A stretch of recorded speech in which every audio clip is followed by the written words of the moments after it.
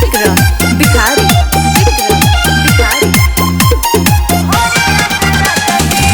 बात बाए सुगनी दर्द बढ़ल बा दोगुने बात बाए सुगनी दर्द बढ़ल बा दोगुने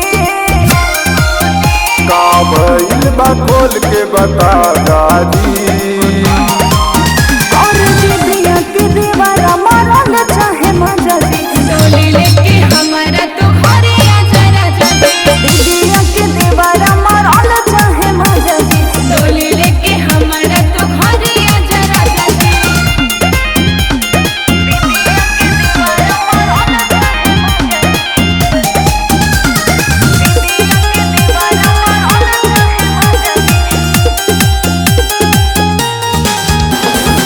कैले रही वादा हम नहीं भुलाइब अगला लगनिया बारात लेके आइब कर दी हेर फेर देर जनिकारा कांदियल तो हो को बेर जनिकारा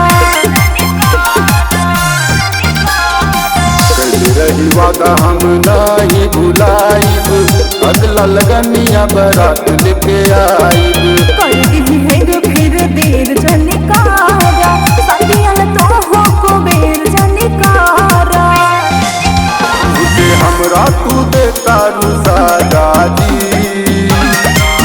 और दिदिया के देवरा मरल चाहे मजा दे डोली लेके हमारा तो घरे आजा राजा दे दिदिया के देवरा मरल चाहे मजा दे डोली लेके हमारा तो घरे आजा राजा दे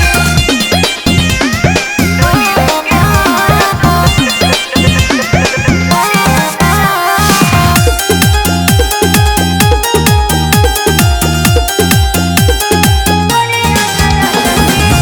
अरे रामचंद्रन के मानिला न बतिया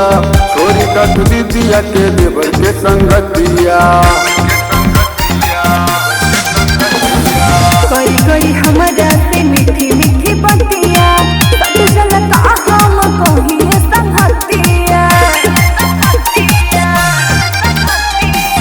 अरे रामचंद्रन के मानिला न बतिया छोरी कट दीदिया के देवर के संगतिया कई कई हमारा से मीठी मीठी बतिया